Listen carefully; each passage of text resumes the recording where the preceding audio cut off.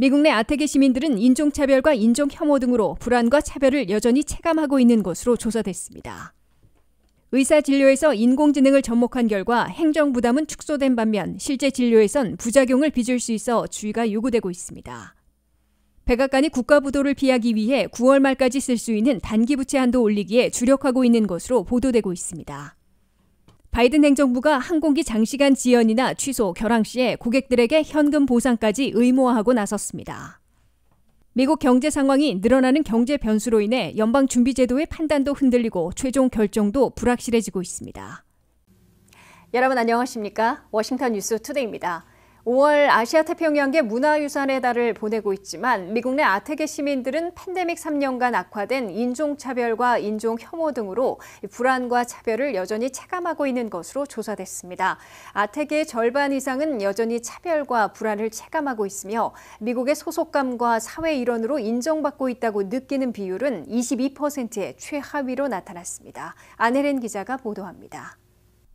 미국에서 5월은 한인들을 포함한 아시아 태평양계의 문화유산의 달로 기념하고 있으나 아태계의 불안은 여전히 가셔지지 않고 있다고 악시오스가 8일 보도했습니다. 아태계 시민들의 절반 이상은 여전히 차별과 불안을 체감하고 있는 것으로 조사됐다고 악시오스는 전했습니다.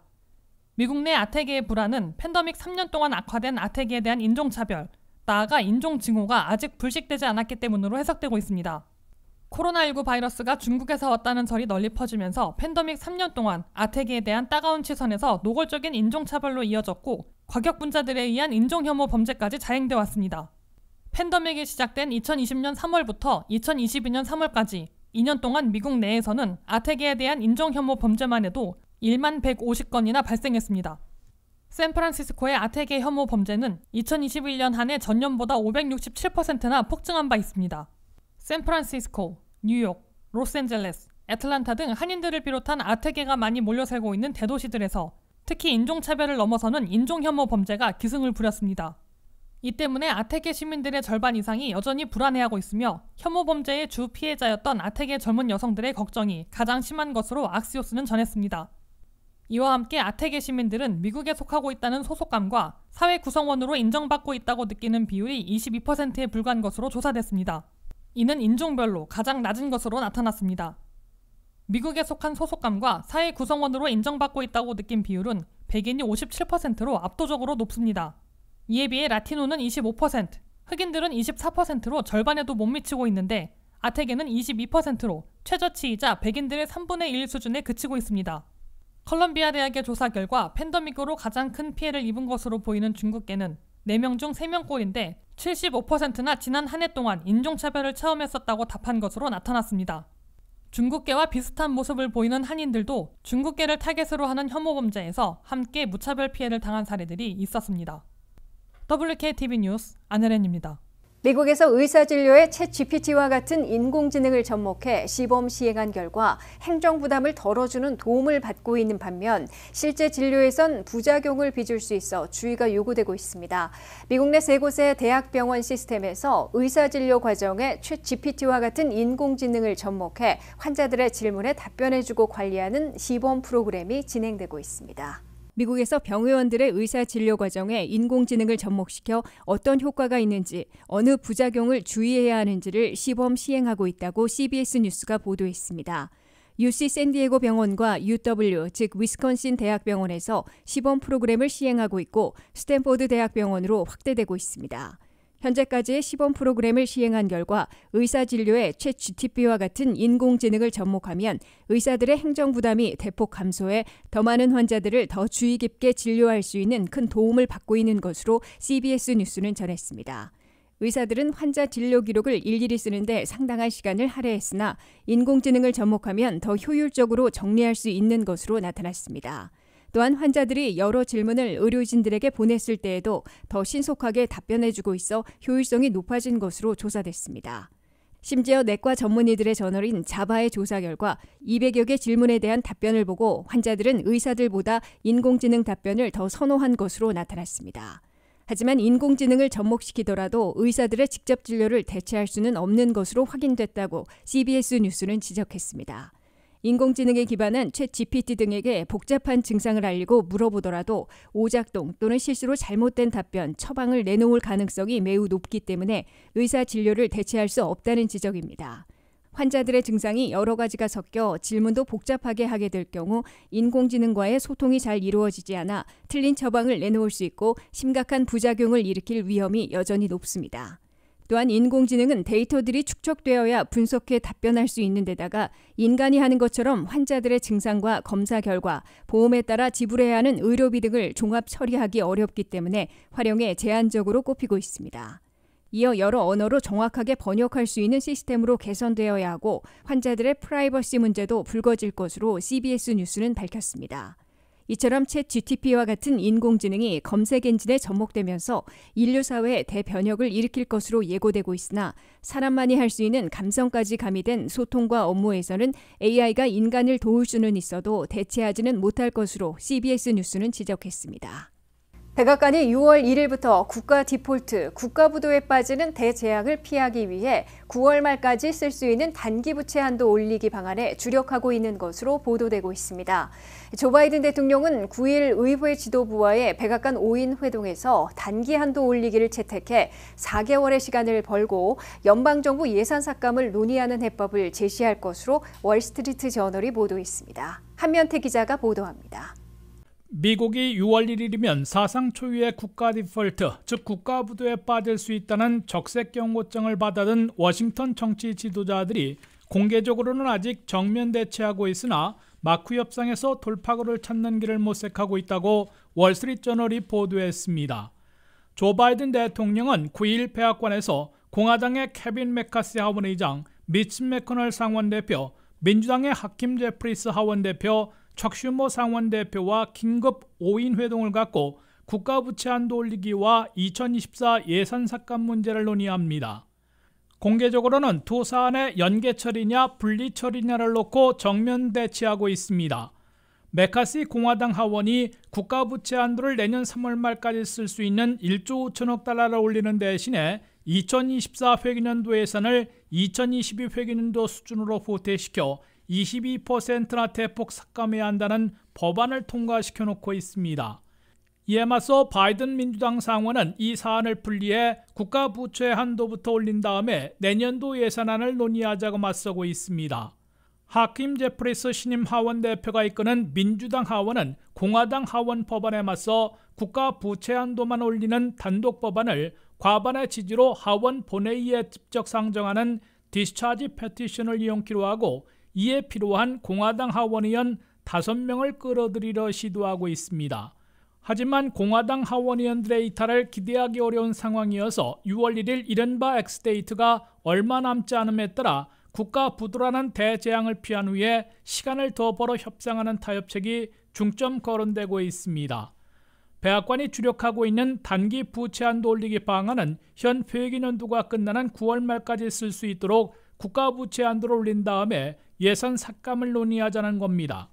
이에 대해 양당 양원이 아직 냉담한 반응을 보이고 있으나 9일 회동을 계기로 마크에서 2024 회계년도의 정부 예산을 어느 부분에서 얼마나 삭감해야 양당 양원에서 동시에 수용할 수 있을지 협상을 벌이게 될 것으로 월스트리트저널은 내다봤습니다. 단기 예법만 채택해도 바이든 백악관은 4개월 시간을 번 다음에 마크 협상을 벌여 공화당 하원이 삭감을 요구한 항목 중에서 정책 성과로 꼽아온 에너지 전환칙에 대한 세제 혜택, 헬스케어 확대 유지 등을 제외하고 삭감 규모도 완화시킬 수 있다고 계산하고 있습니다. 메카시 공화당 하원도 국가 부채 한도를 올리지 않아 사상 초유의 국가 디폴트가 실제로 발생할 경우 경제적 대재앙을 초래해 내년 선거를 망칠 수 있는 부담이 있기 때문에 상하원에서 승인 가능한 방안이 나오면 수용하게 될 것으로 관측되고 있습니다. 바이든 민주당과 메카시 공화당이 겉으론 정면 충돌 코스로 내달리고 있으나 핵심 참모들 간 마크 협상에서 타협책을 찾은 후에 국가 부도 위기를 일단 넘기게 될 것으로 월스트리트저널은 예상하고 있습니다. WKTV 뉴스 한면택입니다. 바이든 행정부가 항공기의 장시간 지연이나 취소, 결항 시에 고객들에게 현금 보상까지 의무화하고 나섰습니다. 연방교통부의 규정을 개정해 결항이나 장시간 지연 시 다른 항공편이나 숙박, 식사비를 보상하는 것은 물론 유럽연합과 같이 현금 보상하도록 의무화하는 방안을 추진하겠다고 발표했습니다. 안혜린 기자의 보도입니다. 바이든 행정부가 미국민들에 대한 서비스 개선과 회사 잘못 시 충분한 보상을 해주도록 의무화하는 조치를 잇따라 취하고 있습니다. 이번에는 항공기의 장시간 지연이나 취소 결항 시에 고객들에게 필요한 편의를 제공하는 것은 물론 현금 보상까지 해주도록 의무화하는 방안을 들고 나왔습니다. 조 바이든 대통령과 피터 부티지의 연방교통장관은 8일 연방교통부 규정을 개정해 항공기 이용객들이 회사 책임으로 장시간 지연 사태와 취소 결항 사태를 겪을 경우 실질적인 보상을 해주도록 의무화하겠다고 발표했습니다. 새 연방교통부 규정에 따르면 항공기가 최소한 3시간 이상 장기간 연발착하거나 갑자기 취소해 결항하는 경우 항공사들이 책임을 지고 편의를 제공하고 현금 보상까지 해주도록 의무화하게 됩니다.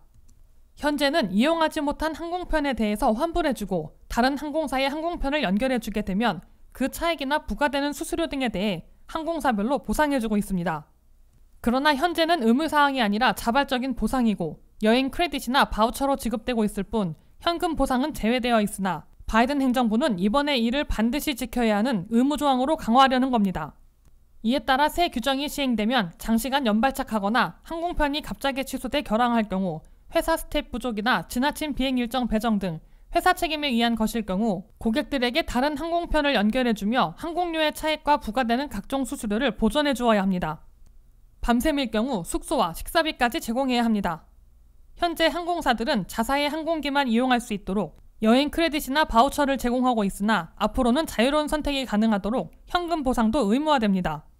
현금 보상일 경우 현재 유럽연합에서 시행하고 있는 수준의 보상으로 600유로, 미 달러화로는 660달러 정도를 현금 보상하는 방안이 거론되고 있습니다. 이에 대해 항공사들은 현금 보상을 강하게 거부해왔기 때문에 최종 채택될지는 더 두고 봐야 할 것으로 보입니다. 바이든 행정부의 새 항공기 연발착이나 결항 시에 대한 보상 규정은 항공사와 소비자 단체들로부터 코멘트를 받은 다음 확정되게 됩니다. 바이든 행정부는 통상적으로 5월 말 메모리얼 데이부터 시작되는 여름 여행 성수기에 맞춰 새 규정을 시행하려는 것이어서 이달 안에 결정될 것으로 예상되고 있습니다. WKTV 뉴스 안혜린입니다. 미국 경제 상황이 새로운 은행 위기 변수로 유동적으로 바뀜에 따라 연방준비제도의 판단도 흔들리고 최종 결정도 불확실해지고 있습니다.